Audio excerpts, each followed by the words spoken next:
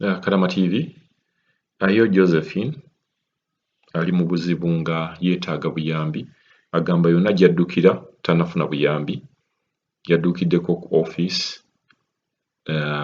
eyamuleeta n'addukirako ne ku office eri mu nsi gy'akolera mu nsi z'Abawarabu, naye agamba tannafuna buyambi.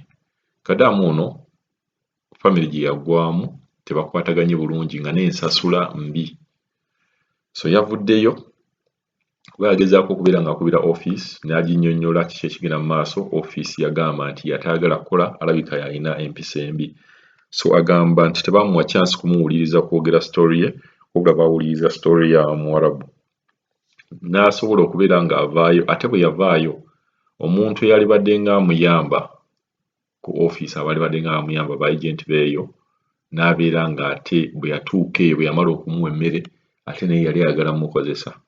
So okuva olwo embeera ye si nnungi, ng'era abadde asaba buyambi addukire wa. Embeera ng'eno etuuka ku bakadaama bangi ddala, office nga tekkiriza nti oli mu buzibu, n'otuuka ekiseera n'obeera nga tolina gy'oddukira. Office ekwegaanye, okubidde boosi wo gwe bawuliriza yekka, poliisi nayo nga tekuyambye. Ate problem wejjira kwe kubeera nga nange kyenkyewuunya nti bwe mbe nkugambye nti ennyumba eyo, nga nkugambye nti ennyumba esobola kubeera nga nkolamu, gwe nojja n'oŋŋamba nti boosi yeetonze nti tagenda kuddamu kubeera ng'akola bintu ebyo, garanti ki gy'olina nti ddala boosi bye yeetonze bituufu? Ate nga mulina okumanya nti muno Kadaama agenda okubeera ng'adduse mu nnyumba, tava buvi eri ku makya n'azuuka buzukusi n'agamba nti kanziruke wano.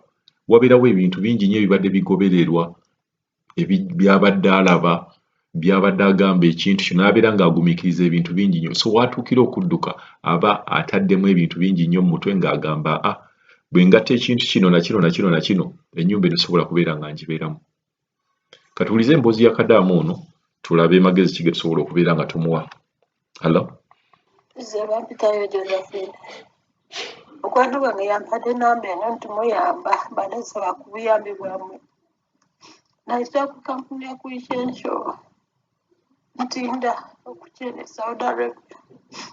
Era maze omwaka gumu n'emyezi 6 n'ennyumba gye baddemu ya contract nfunyemu obuzibu.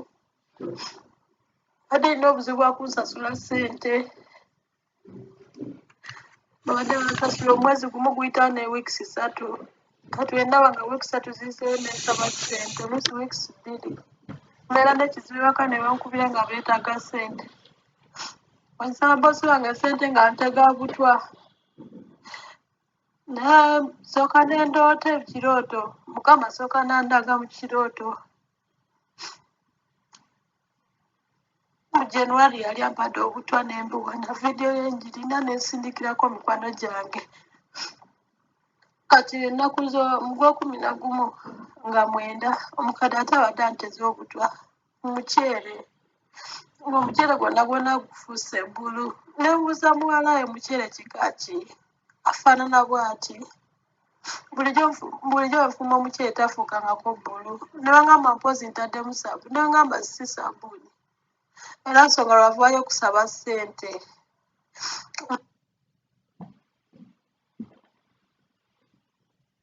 Ngezaako okunyonyola baagenti bange.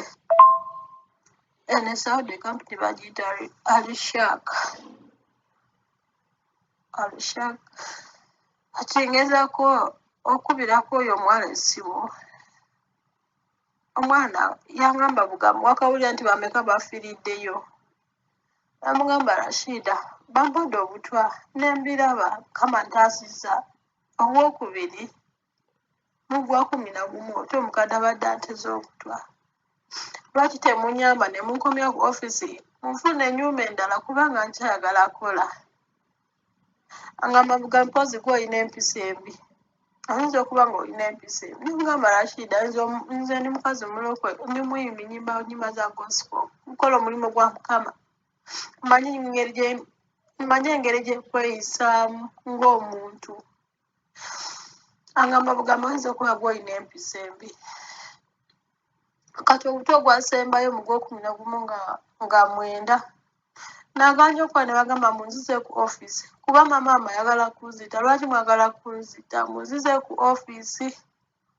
Naganda okuba nagamba muntwale ku offisi. Baganja okuntwala ku offisi yange. Balina gye bantadde. Maka g'omukyala walinga offisi naye wembeera waka. Kati wano mbadde maze weeks 3 wano mukyala ono. Lwakyo ne bagamba panga ebintu tukufunidde omulimu. Ogenda kulinnya ennyonyi, ogenda okole. Ogenda kukola Riyals 10. Nembuuza wa offisi bayitayo wa njagala okumanya wa gyendaga. Kubanga muntwala simanyi muntwala wa gyendaga. Nangamba ogenda.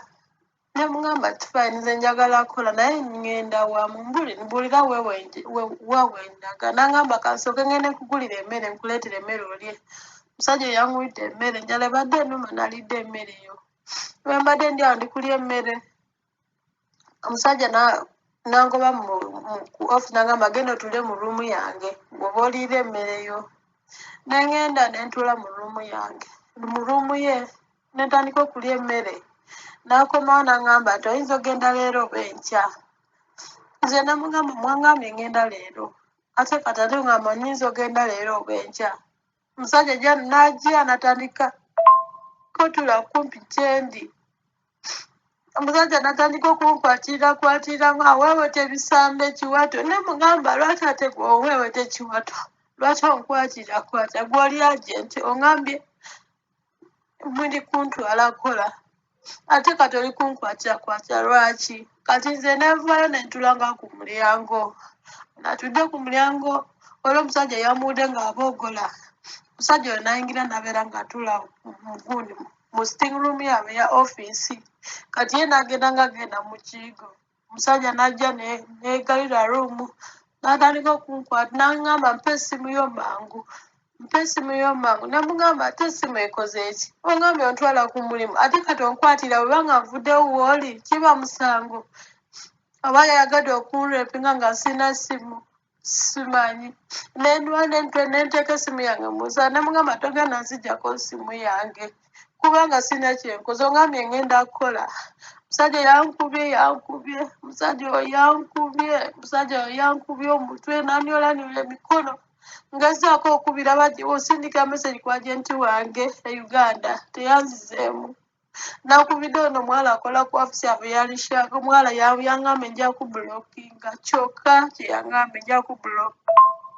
Kati nenkuba essimu mikono gyange netulwana nnyo netukuba essimu ku embasi nemala nenkubira.